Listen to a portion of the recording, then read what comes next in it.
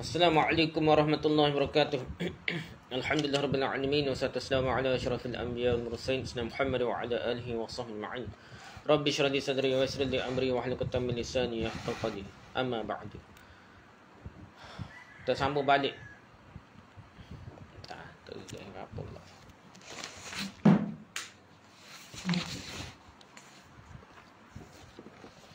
Kita sambung balik kitab kita, kitab Siratul Mustaqim.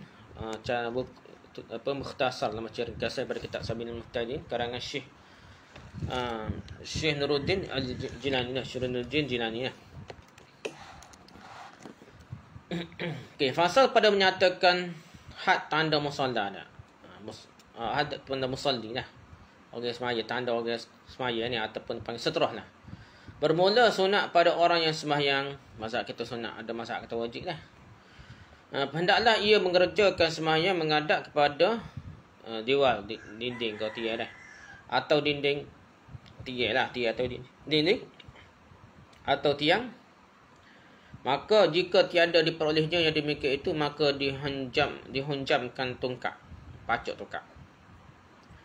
Atau barang sebagainya hak boleh pacuk tu pacuk. Dia bukan tok gitu saja, dia nak pacuk dah. Jadi sutrah ni memang belajar dah. Kita tak boleh pandai remeh lah. Walaupun dia tidak mestinya benda tu kata sunat agak dah. Maka kita boleh hak remeh-remeh. Kalau ada benda tu hak kata sampai batas maya pun, kalau tak ada dalil je lah, kita jangan tekek kuat sangat. Ia kena berdasarkan dalil juga dah.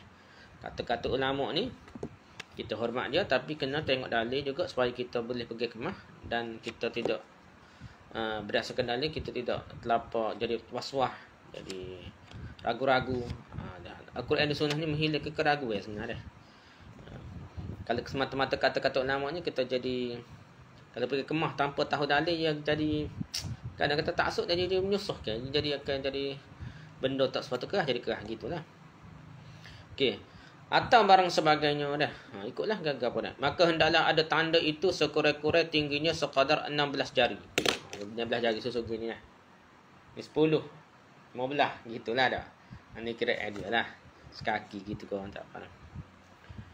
Tinggi dia sekadar 16 jari, dan hendaklah ada antara berdiri dan antara tanda itu sekadar 3 hasta. Maksud dia tempat dia diri tu dengan tempat dia tanda. Seterah tu panggil seterah penghadang solat tu, penanda dia solat tu 3 hasta dah. 3 hasta ni lebih kurang sejadah kita lebih sikit lah daripada sejadah. Sejadah biasa 2,5, 2 kaki setengah dah. 3 hasta, 2 kaki setengah hasta biasanya sejadahnya. Gitu lebih kurang dah. Tapi kalau ni lebih sikit lah 3 hasta. Lebih kurang tu lah.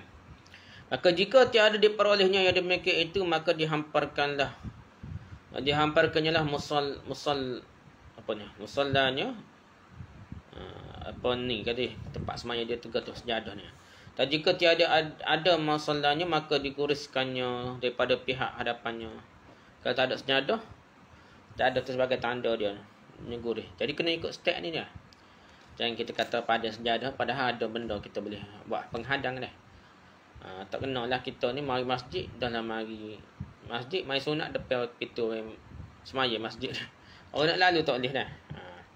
Dia kalau dalam mazhab kita bukan sunat buat sutra, tapi dia haram letak hadap depan semaya dah. Jadi kita menyebabkan orang nak lalu depan kita semaya jadi haram pula. Pas kita dosa dah. Nepeh dah. Di hadapannya kalau tak ada sejadah ke apa, ada boleh tanah. Kalau semaya berzaman dulu memang tak tanah. Lah ni tanah ke apa lah ni. Jadi kena buat garis kata tak paling kurang. Lah ni enggak. Kalau tak ada sejadah enggak, kira sejadah lain masjid lah. Dan masjid ni dia kena terakhir dah. Dia kena ada cari tiang dulu, lepas tu kena soh depan dulu. Lepas tu baru guna garis tu dah. Bukan tu jadi boleh lalu guna garis tu sebagai sutrah ni, sebagai penghadang. Dia ngelas sekali dah. Berbetulan dengan kiblat lah. Maksud garis hadapan berbetulan dengan kiblat, dan panjang garis itu 3 hasta dah. Garis tu kena panjang kata dah. Bukan pada slack sikit dah. Dia kena garis tu panjang 3 hasta dah.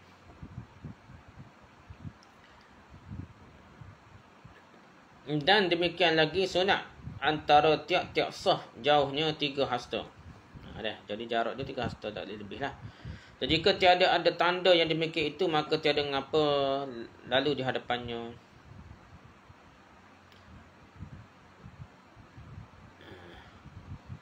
Kalau tak ada lebih daripada 3 hasta tu boleh lalu dah. Dia ada faham ulama dia kata boleh. Kira boleh lah. Kalau tak ada satu sejadah, tak ada sutrah ke apa, tiba-tiba ya 3 lebih 3 hasta tu boleh lalu lah. Dah. Walaupun tak sampai hari, kalau ada setengah kata makruh tapi tidak hari lah. Ada kata tak apa, memang tak salah pun. Cerita-cerita nak sutrah ni lebih kurang daripada 3 hasta dah. Hak salahnya tu hak semaya lah, bukan orang je lalu dah.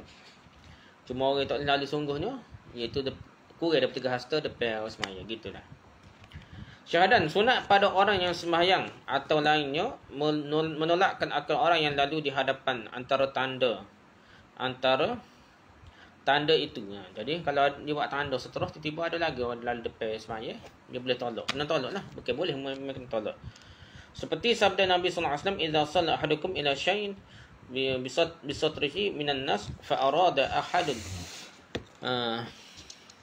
ikhtaza yajtaza baina yadihi falyadfa'hu fa in aba falyuqatilhu fa innama huwa syaitan." Bakalah ni. Yani apabila seorang daripada kamu kepada suatu tanda yang apabila sembahyang seorang daripada kamu pada satu tanda yang menghadkan daripada dilalui manusia dia, sutrah panggil dia, maka dikendaki seseorang lalu antara tanda itu dengan kamu sembahyang dah, maka ditolakkannya lah akan dia, kalau kira istilah fal yuqatilhu bunuh ada, tapi maksud ditolak di sini. Maka jika tiada diqabul fal yada'fu tolak dia. Maka jika tiada diqabul, tidak terima ia dan ditolakkan itu, maka lebihnya tolaknya akan dia. Fal yuqatilhu ni macam bunuh tu kan. Tapi dia terjemah sini, maka terlebihinya tolaknya akan dia, lebih tolak lebih kuat lagi. Maka hanya sahaja orang itu adalah syaitan. Riwayat Bukhari dan Muslim. Bukan memang Bukhari Muslim ni.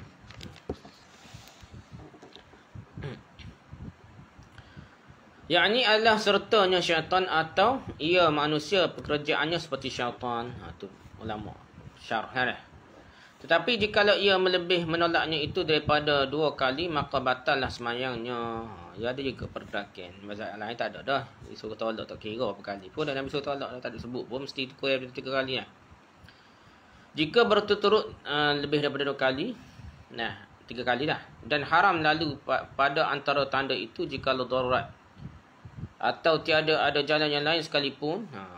Kalau darurat terpaksa lalu pun tak haram. Seperti sabda Nabi SAW.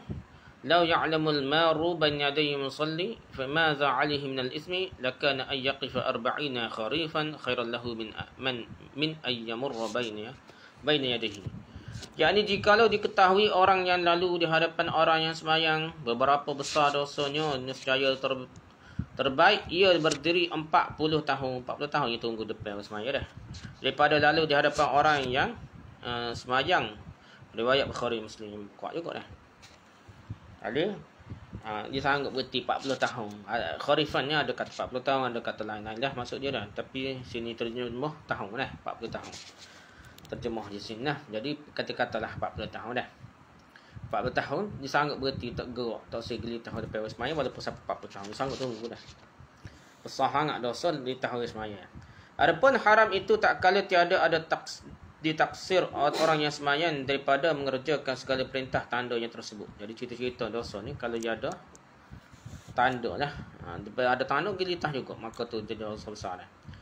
Tetapi tiada haram lalu di hadapan musalli jika taksir ia seperti sembahyang ia pada jurang, ada pada jalan raya yang pecik, yang sempit lah, atau pada pintu masjid. Dia semayang tepi pintu masjid. Orang nak lalu, payah orang lalu, orang lorak-lorak, nampak lalu tepi dia. Orang tak perasan apa dia semayang tepi pintu. Jadi dia dosa lah. Dia semayang dia dosa lah, dia semayang tepi orang ramai dah. Atau ke tepi jalan raya orang duk lalu-lalu dah. Orang tak paksa lalu dah, tak cakap ke semayang dia dah. Lalu bayar orang dah. Tu timbul semayang tepi jalan raya tu dah. Jadi timbul kalau betul-betul bahaya lah. Tapi masalahnya orang berhenti lah, kau tak kira kau jeng lama tu nak. Bukan nak berhenti semayang, ada berhenti lain pun berhenti pasal nama jeng kan. Panah kereta macam-macam lah tak. Tapi lah. Tak boleh keras sangat kata boleh pun tak. Betul ke? Dia kata ada emergency, paksa berhenti tepi jalan dah. Jadi orang kata semaya tu kira bukan emergency lagi. Kira emergency jugalah. Tapi lah mana pun kena terima pendapat ni dulu. Pendapat boleh jamak dalam keadaan jam ni walaupun dekat. Daripada pergi pendapat kata tak boleh jamak tu, kena pergi pendapat boleh jamak lah. Baru kita boleh terima boleh semaya tepi jalan tu lah. Takut ada emergency atau kata gitu. Atau barang sebagainya. Dah. Jadi ikutlah jenis hak lalu sebab menyebabkan orang lalu depan dia semaya tu sebab dia tak letak penanda dan dia semaya depan orang ramah. Tempat orang lalu dah. Ada pada tempat yang kebanyakan lalu manusia pada tempat itu. Orang lalu tepi jalan tepi orang lalu lah supermarket ke apa tempat orang lalu tiba-tiba semaya depan orang ramah dah tak boleh lah. Dan demikian lagi tiada haram di hadapan musalli lalu depan musalli orang semaya itu kerana menghendaki sembahyang pada sah yang pertama. Ni lah. Kalau dia sembahyang jemaah ada tempat kosong depan orang sah. Ni. Jadi dia boleh lalu depan orang semaya pada isi tempat kosong. Jika ada tempat di sana, jikalau beberapa saf antaranya sekalipun dan antara tempat itu sekalipun sebab taksir mereka itu sembahyang di belakang serta ada lagi tempat di hadapannya. Jadi dia boleh penuh sah lah dia kata ni. Kerana cuar tu cuar orang lain lah. Ada beberapa pendapat lah. Ada sependapat kata tetap salah lalu depan orang semaya ni kecuali saat ni lah sah ada kosong betul lah. Ada gitulah. Ada lagi pendapat dia kata Nabi kata das sutrah semaya jemaah ni adalah sutrah imannya. Sutrah ma'mum ke apa semua sutrah imannya. Jadi hak tak boleh lalu tu petak imam. Tapi ma'mum ni kalau nak penuh sah apa tak ada masalah sikit abuk. Inilah perbahasan dia lah. Dia kata boleh lah dah. Kalau nak keluar ke tengah boleh lalu atau nak masuk sah ke ada tempat kosong dalam sah tu boleh lalu gitulah. Pasal pada menyatakan segala yang makruh yang dalam sembahyang bermula makruh berpaling dalam sembahyang dengan muka paling dengan muka paling berkaitan dengan mata paling dengan muka dah walaupun tak batas sembahyang makruh dah. Iaitu daripada was-was syaitan jua melainkan kerana hajat terpaksa. Tetapi jika berpaling dengan dadanya maka batallah sembahyangnya. Dan demikian lagi makruh mengantarkan tangan pada mulut melainkan kerana hajat tak tangan mulut dah. Seperti sebab menguap. Kalau menguap tak apa tak tangan mulut dah. Iaitu sunat jua dan semaya pun sunat dah tak tangan mulut. Dan makruh berdiri dengan sebelah kaki atau dengan merapatkan kedua kaki. Rapat dua kaki tu makruh. Atau mendahulukan sebelah kaki daripada sebelahnya. Tak depan kaki kanan depan ke belakang ke dah. Melainkan kerana darurat. Tapi tiada mengapa jika mereka meringankan sebelah kaki daripada sebelahnya dengan mengambil rehat. Sebab lama berdiri kalau lama berdiri lah. Ni yang sikit nampak dah. Dan makruh berbaik rambut, maksudnya baik rambut ada tak? Atau kain dengan disingsingkan dan sising rambut ke sisi kain dah, akak kain dah. Dan makruh dan meludah ke hadapan makruh atau ke kanan makruh juga. Tapi tiada dimakruhkan meludah di bawah kaki atau pada pihak kiri. Ni kita masjid dulu lah, masjid tanah. Atau pada kain. Kalau kita lari kalau meludah ambil sampai tangan ke apa kain dah. Melainkan haram meludah dalam masjid. Dalam masjid yang comel yang cuci lah ni. Ada kapet ke apa haram lah kata cuma dah. Dan demikian lagi kiranya makruh menyapu gubar debu daripada dahi nak semaya nak sujud tu sapu debu dah. Dia tak molek kita sujud atas dahi atas debu gitulah dah. Tanda kini jadi kita dah. Kalau cuci juga cuci sebelum semaya dah. Dan meratakan batu pada tempat sujud nak betul tak takut sakut dahi dah. Takut ada batu sakit dahi ke. Tak boleh juga dah masa semaya dah. Dan makruh mengantarkan tangan kanan atau tangan kiri pada pinggan. Cekok pinggan tak boleh ada. Kerana kelakuan yang demikian itu daripada orang yang mutakabbir, orang sombong lah. Mutakabbirin dan syaitan. Apa yang gitu. Dan makruh merendahkan kepalanya dalam rokok daripada belakang. Rendah sangat. Dia tunduk kepala dia tu.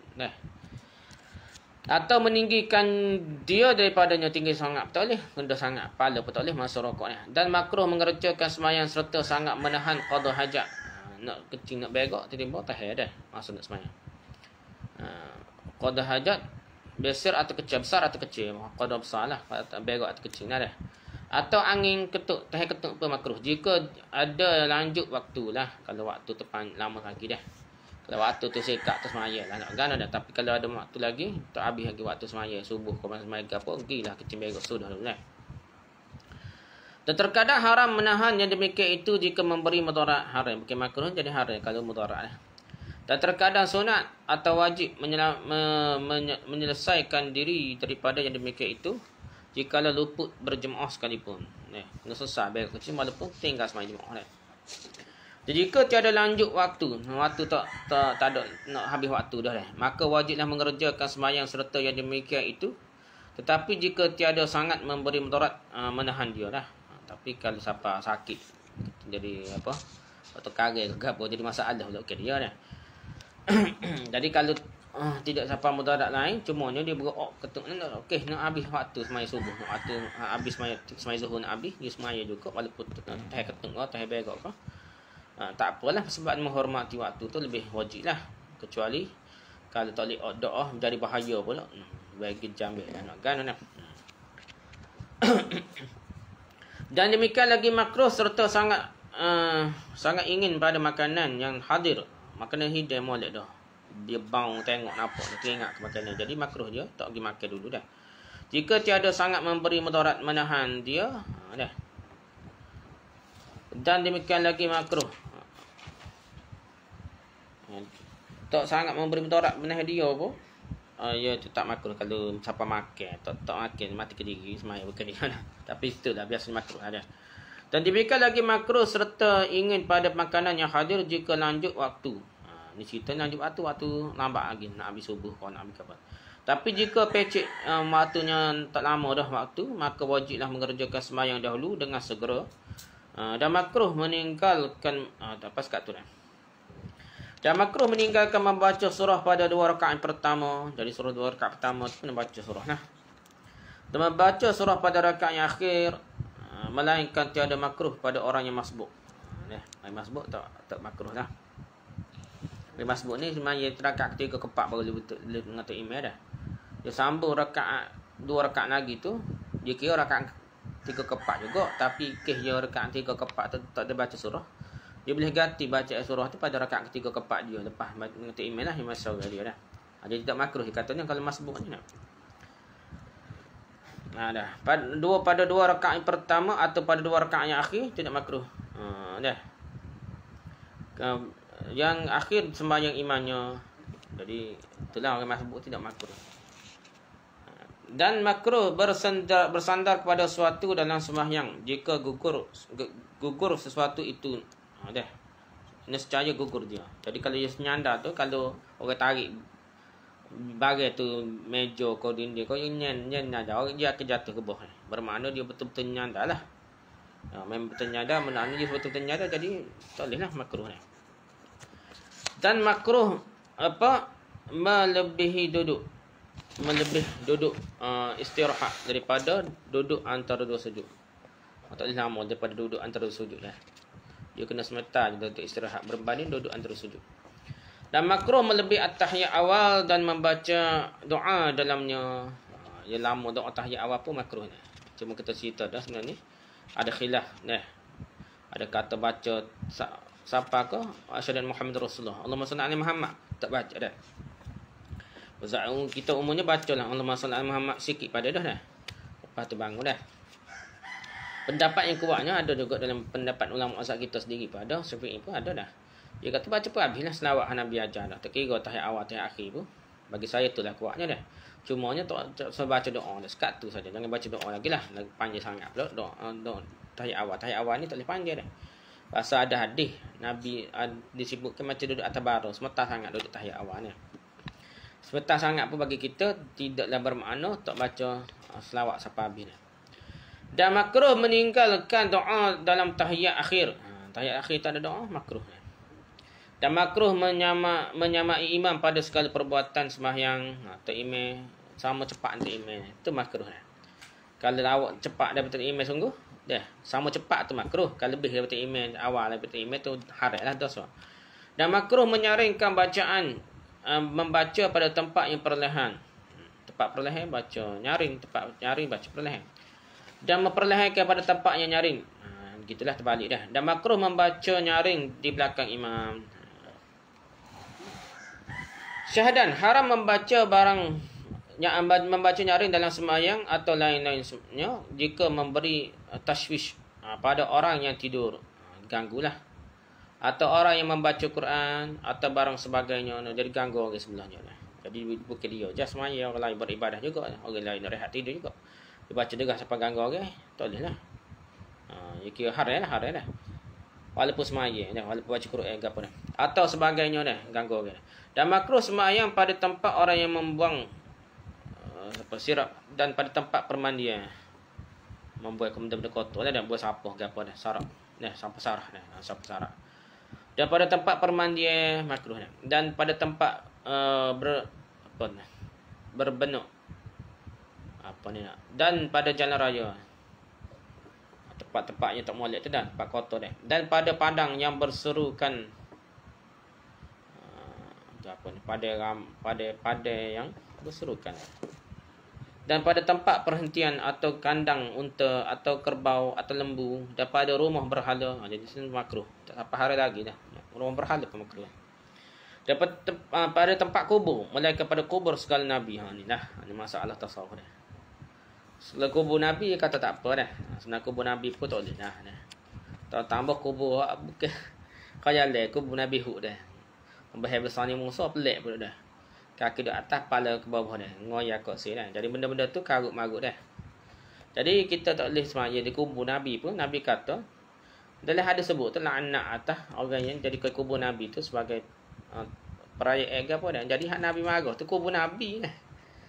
Dikiaskan kubur Nabi, hak paling hebat tu kubur Tok Wali, Tok Soleh ke apa, tak boleh jugalah. Bukan kubur Nabi tak apa dah. Kita pun pelik lah macam mana pendapat. Ni ada unsur-unsur kita kata pengaruh lah.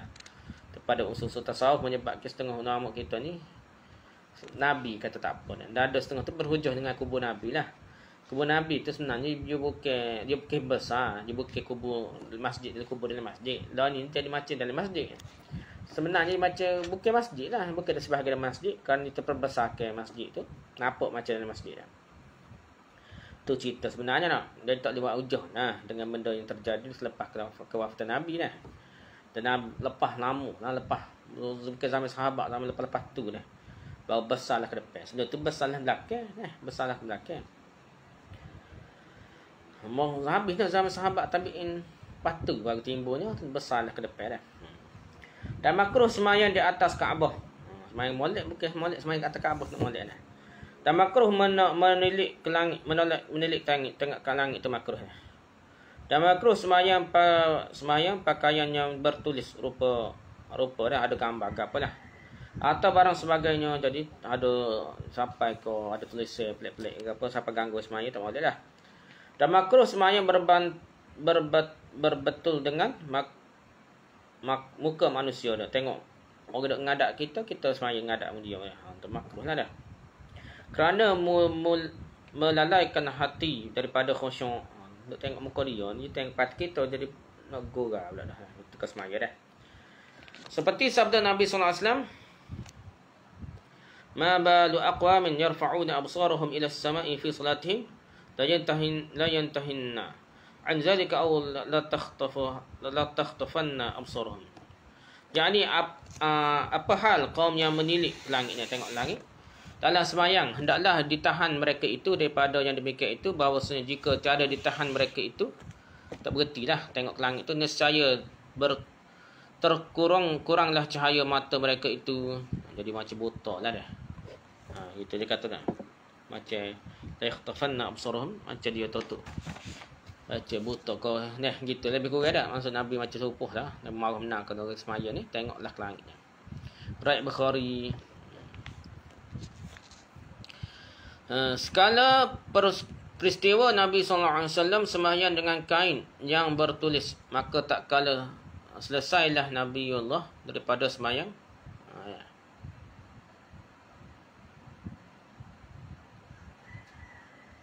Lepas sembahyang tu Nabi kata, ada tulisan pakai itu.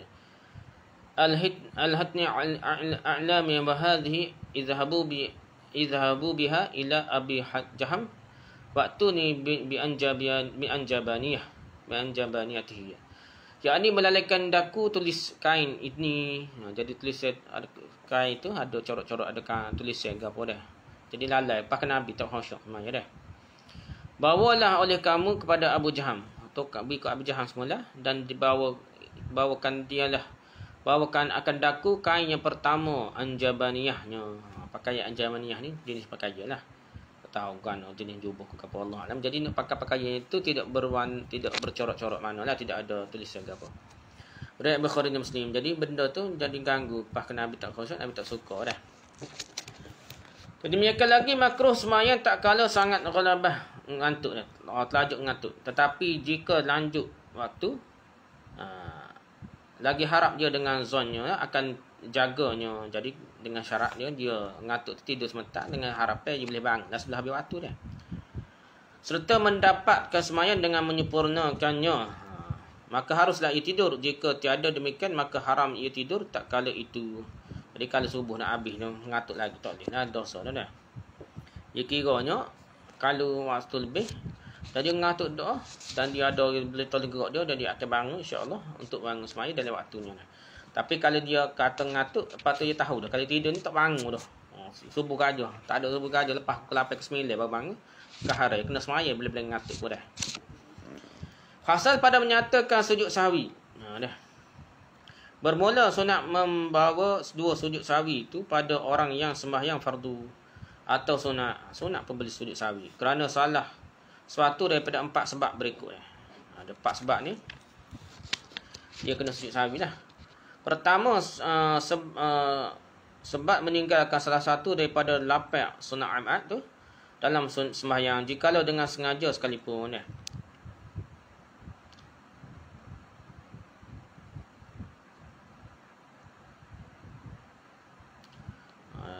Dia tinggal benda ya sunat amat lah walaupun sengaja dia kira kena sujud sahwi lah. Sebab pertama ni, kedua dah meninggalkan tahiyat yang awal atau suatu kalimah. Jadi yang baru sebut ni lapek kau dah. Lapek kau ni sunat amat lah. Jadi tinggal lapek kau ni baru kena sujud sahwi lah.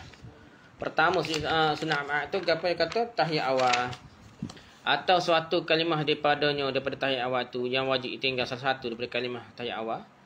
Dia wajib membaca dia dalam tahiyat akhir. Tahiyat akhir tu jadi rukun. Tapi tahiyat awal tu tidak rukun. Jadi sunat saja. Sunat ma'ad. Jadi tinggal salah satu daripada baca yang biasa dibaca tahiyat akhir tu. Untuk tahiyat awal tinggal sebahagian je. Jadi dia kena sujud sahwi lah. Yang kedua meninggalkan duduk. Kerana tahiyat yang awal tinggal duduk lagi dah. Ketiga meninggalkan kunut subuh atau kunut witir pada sebahagian yang akhir daripada bulan Ramadan. Jadi 16 hingga akhir bulan Ramadan tu sunat amat juga. Kalau tinggal tu kena sujud sahwi. Mengikut mazhab kita lah. Tapi segi dalil sujud sahwi tu sangat-sangat lemah lah. Tak ada Nabi. Tak ada lah dalil. Tak ada dalil. Hak cerita nak bahas ni. Pensyariatan ada ulama terima. Ada kunut subuh. Ada kunut witir. Ada kunut subuh dah. Tu dalil dibahaskan. Tapi bukan bahas dalil. Ada sujud sahwi. Sujud sahwi tak ada bahas dalil dia. Sedangkan kita nak bincang sujud sahwi. Sujud sahwi untuk ke subuh ni kalau kira lemah sangat lah. Kalau tinggal siapa kena sujud sahwi ni. Kalau benda tu tidak siapa tahap macam wajib lah. Kalau sunat pun. Takkanlah perlu sujud sahwi dah. Tak ada dalil masalahnya. Yang keempatnya meninggalkan berdiri dalam kunut. Kaitnya kunut ni lah. Yang kelima meninggalkan mengucap selawat atas Nabi SAW. Kemudian daripada tahiyat yang awal. Lepas tahiyat awal tu Allahumma salli ala Muhammad kena sebut. Sunat besar juga tu dah. Ketinggal waktu sekat Allahumma salli ala Muhammad kena sujud sahwi. Oleh sebab itu kita kata mau nak baca perhabis tu tak. Keenam, meninggalkan mengucap selawat atas Nabi SAW kemudian daripada kunut. Kunut pun kena baca selawat. Tak baca selawat masa kunut tu kena sujud sahwi juga. Walaupun baca dah kunut tapi tak baca selawat atas Nabi. Lepas tu Astaghfirullah tablik wasallallahu alaihi wasallam Muhammad wa ala alihi wasallam tak baca dah. Waktu maka dia kena sujud sahwi. Ketujuh sunat amat ni ialah meninggalkan mengucap selawat atas ahli keluarga Nabi sallallahu alaihi wasallam kemudian daripada tahiyat akhir. Tahiyat akhir ni sunat besar dia atas keluarga Nabi nah. Allahumma salli ala Muhammad wa ala ali Muhammad. Tersebut ali Muhammad tu maka dia kena sujud sahwi. Kedelapan dah sunat amat ni meninggalkan mengucap selawat atas Ali kemudian daripada kunut. Kunut pun kena tinggal keluarga Nabi juga dah. Maka dia kena sujud sahwi juga. Itu sebab pertama meninggalkan sunat ma'nah. Sebab kedua pula kenapa kena sujud sahwi ni? Sebab mengerjakan suatu perbuatan dengan lupa yang membatalkan semaya dengan sengaja. Sengaja batal, tapi tak sengaja tak batal lah, tapi kena sujud sahwi. Seperti melebih rukun fi'li dah, rukun fi'li tambah dah. Rokok, lebih sujud. Dengan lupa iaitu rokok dan sebarang sebagainya kerana lupa lah. Atau melanjutkan rukun yang pendek seperti iktidal lebih panjang daripada berdiri daripada, atau duduk antara dua sujud lama daripada sujud. Atau berkata-kata yang sedikit dengan lupa tak sengaja, atau makan yang sedikit dengan lupa dah, atau melebih suatu rakaat, maka hendaklah ia sujud sahwi. Kerana lupanya itu dari kerana Nabi SAW pada suatu hari sembahyang zuhur 5 rakaat. Nabi pernah sembahyang 5 rakaat. Maka sujud sahwi Nabi Allah kerana lupanya itu. Kemudian daripada tahiyat, dahulu daripada salam. Dia kata riwayat Bukhari dan Muslim. Tak betul ni nak kira ni. Kita baca hadis riwayat Bukhari Muslim tu biasanya Nabi ni beri salam dulu. Lepas tu baru dia sujud sahwi lepas salam ni. Hak lebih rakaat ni. Yang gitulah. Tak tahulah kata gini saat saya belajar sebelum ni. Dia memang tu lepas salam dah. 5 rakaat ni. Lepas habis salam dulu. Lepas tu baru Nabi takbir sujud sahwi pula dah. Lepas salam tu lah. Tak apalah, boleh berlaku lah. Kita kira lah untuk sejarah sebelum salam pun boleh dah. Tapi mazhab kita ni tekan sebelum salam lah. Lepas salam tak ada dah. Tapi dari segi dalil kita tengok banyak Nabi sujud sahwi lepas salam berbanding sebelum salam. Adalah sebelum salam tu, tapi tidak banyak berbanding lepas salam. Tetapi tiada sujud sahwi kerana mengerjakan suatu perbuatan yang tiada membatalkan sembahyang dengan lupanya atau dengan sengaja sekalipun. Seperti berpaling dengan muka dan melangkah sekali atau 2 kali dah. Gerak. 2 kali gerak tak batal sembahyang lagi dah. Jadi tak perlu je sujud sahwi lah. Ketiga perkara yang kena dia sujud sahwi ni, sebab membaca rukun qauli atau sunatnya lainnya daripada tempatnya dengan sengaja atau dengan lupa. Sepatutnya baca lain rukun qauli lebih baca tempat lain. Baca Fatihah masuk rokok ke apa dah gitulah. Seperti membaca Fatihah atau setengah daripada Fatihah, atau membaca suatu surah atau kunut, atau membaca tahiyat lain daripada tempatnya yang asal, atau membaca selawat akan Nabi SAW lain daripada tempatnya yang asal, atau melebih daripada tahiyat awal. Baca tahiyat awal lebih pun. Maka hendaklah ia sujud sahwi kerana ia tiada memeliharakan perbuatan sembahyang yang disuruhkannya. Ini pendapat lah. Sekedar alih pun kita tak jelas ni. Tak ada hadis Nabi cerita lebih baca bukan tempat dia nak kena sujud sahwi. Tapi di segi kaedah dia lupa jugalah. Lupa juga boleh sujud sahwi dah. Tetapi jika membaca surah dahulu daripada Fatihah, maka tiadalah sujud sahwi. Dia baca sepatutnya baca Fatihah dulu baru surah lain. Dia baca keluar Allah dulu baru surah Fatihah. Jadi tidak perlu sujud sahwi dah. Dan demikian lagi tiada sujud sahwi jika membaca selawat akan Nabi SAW dahulu daripada tahiyat. Sepatutnya tahiyat dulu daripada selawat. Ni baca selawat dulu daripada tahiyat. Tidak perlu sujud sahwi, kena baca semula lah. Baca tahiyat, baca selawat mula lepas tu dah. Okey, sebabnya ketiga habis dah. Keempat pula, sebab keempat boleh sujud sahwi ni, sebab syak ia pada meninggalkan suatu am'ad daripada segala am'ad. Yang tersebut itu seperti kunut atau barang sebagainya. Ni lupa aku ni baca nak kunut ke tidak, kau tahiyat awal ke tidak. Tetapi tiada sujud sahwi kerana syak pada mengerjakan perbuatan yang ditegahkan daripadanya, seperti berkata yang sedikit dengan lupanya. Belikan sujud sahwi kerana syak syak Allahumma sembahyang yang diihtimalkan pada lebihnya. Umpama seorang mengerjakan 4 rakaat, maka syak ia dalam sembahyang 3 rakaat atau 4 rakaat, maka hendaklah ia membawa 1 rakaat lagi. Jadi dia tak ingat 3 ke 4, ia kena ambil 3 lah, tambah lagi rakaat. Maka ia sujud sahwi jikalau hilang syaknya dahulu daripada salam sekalipun. Lepas salam tu baru teringat, betul dah kesalah dah, dia kena sujud sahwi lah, pasal dia tak ingat bahawa disembahyangkan 4 rakaat juga dah. Jadi sekalipun dia rasa dia tu betul dah rakaat dah. Jadi mana pun dia kena sujud sahwi lah, masa pasal dia niat tambah, dia yakin 3 tambah dah. Dan demikian lagi jikalau seorang syak pada meninggalkan rokok atau sujud atau satu rakaat, maka wajiblah ia membawa yang tinggal itu, kemudian maka ia sujud sahwi dah. Dia kena semaya serakaat lagi tambah dah. Jikalau hilang syaknya dahulu daripada salam sekalipun, melainkan apabila hilang syaknya dahulu daripada barang yang diihtimalkan lebihnya dah. Sebelum dia tambah serakaat lah. Lainlah kalau dia tambah serakaat, maka dia kena sujud sahwi. Maka tiadalah sujud sahwi kalau tak dia tambah serakaat dah. Kerana sepatutnya ia membawa dia lagi tak dapat tiada dah.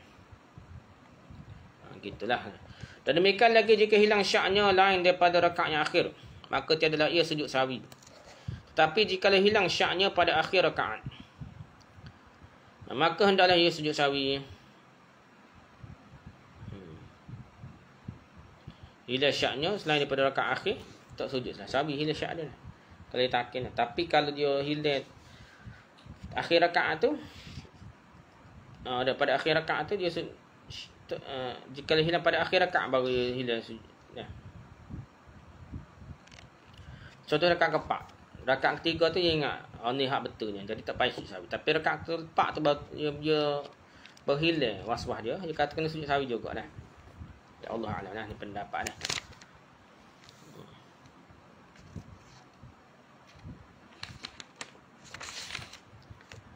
Masalah, tiada harus menurut kata orang dalam pekerjaan sembahyang pada lebih atau kurangnya, jikalau dikata orang banyak sekalipun. Dia tak usah kata orang dah, dia pakai buah dia. Tapi budak sembahyang ni kaedah dia. Kalau orang cakap lah orang pakai khenak dah, kita percaya orang baik-baik orang demon tu lebih rakaat, kita mebah ke aku yakin 4 rakaat, yakin gua no beramal dah gitu dah. Seperti sabda Nabi sallallahu alaihi wasallam, "Idza syakka ahadukum fi salatihi wa lam yadri usalli salatan am arba'an falyatrah syakka wal yubayyin 'adama istayqana thumma yasjudu bisajdataini qabla ay yusallima fa in kana shalla khamsan syafa'na lahu salatahu." Syafa'na lahu dah.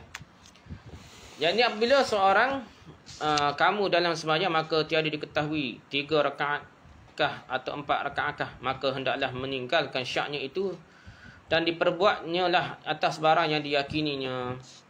Kemudian maka sujud sahwi ia dahulu daripada salamnya. Maka jika ada sembahyang itu 5 rakaat, nescaya bertambahlah pahala sembahyangnya dah. Syafa' cukup dah kalau kira dah, syafa'na lahu dah. Genap ada terjemahannya jadi genap jugalah. Riwayat Bukhari dan Muslim. Tetapi jika syak ia pada sembahyang yang 4 rakaat, 3 rakaat atau 4 dan di bawahnya serakaat lagi, maka ia ingat bahawa sembahyang itu 3 rakaat, maka hendaklah ia sujud sahwi. Dan jika seorang lupa, maka syekh ia sujud kah atau tiada, maka hendaklah ia sujud. Syekh. Jadi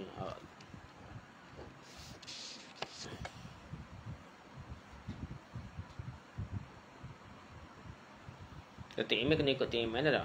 Datuk ingat amanah kena pilih lah, kena ambil kurang biasanya. Dan demikianlah jika syak ia kedua sujudkah atau suatu, maka hendaklah ia membawa suatu sujud lagi dah.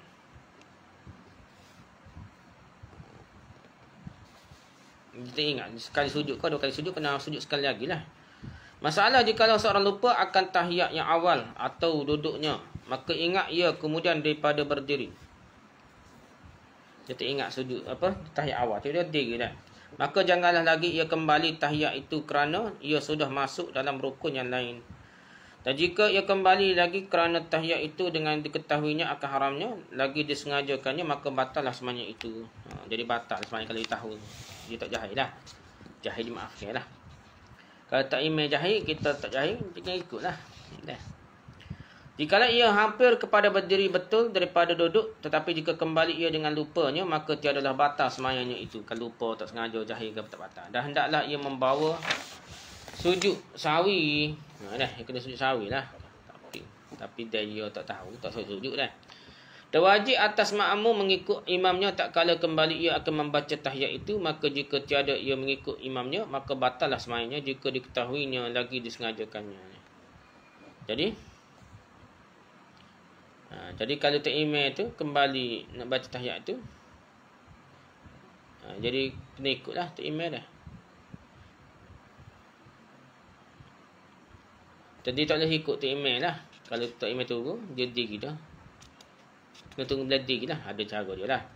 Jadi demikian lagi jika ingat imam atau yang sembahyang seorang dirinya meninggalkan tahiyat yang awal dahulu daripada berdiri betul, maka hendaklah ia kembali lagi. Ni ada bahalah, ada kata pertengahan, ada kata berdiri betul pun boleh lagi sebelum baca kan. Gitulah. Mazhab lain tu kata berdiri betul pun boleh lagi tunggu dah. Mazhab dia kata wajib ni tahiyat awal ni. Hendaklah ia kembali lagi sunat membaca tahiyat itu, maka sujud sahwi ia jika hampir kepada berdiri betul lah. Dekat nak berdiri betul kali turun, ia kena sujud sahwi lah. Tapi jika hampir ia kepada duduk atau antara berdiri betulnya dan duduk, maka tiadalah ia sujud sahwi. Tak perlu sujud sahwi lah. Kalau dia bangun sikit je, dia tak tahap rokok, maka dia duduk mula, maka dia tak perlu sujud sahwi. Adapun jikalau seorang yang lain daripada makmum lupa akan kunut, maka ia ingat kemudian daripada mengantarkan dahinya akan sujud, maka janganlah ia kembali membaca kunut lagi kerana ia sudah masuk pada rukun yang lain. Gitulah, dia sujud tak boleh nak bangun nak baca tahiyat kunut subuh ni. Kunut subuh ni lebih rendah, lebih lemah dalilnya berbanding sujud tahiyat awal ni sepakat lah sembahyang kuat ni. Mazhab lain tak ada kata sunat, kata wajib nah. Tak separuh ke wajib. Tahiyat awal ni. Jikalau ia ingat dahulu daripada yang demikian itu, maka hendaklah kembali lagi. Sunat membaca kunut kemudian, maka ia sujud sahwi jika sampai ia kepada hak rokok. Sampai hak rokok itu turun. Jadi dia kena sujud sahwi lah. Kalau berdiri tak ada baca, gitulah dah. Dan jika tiada demikian, maka tiadalah ia sujud sahwi dah. Tak sampai hak rokok itu balik tak apa. Kalau lepas daripada diri dah, tak boleh turun dah, dia kena sujud sahwi lah, gitulah.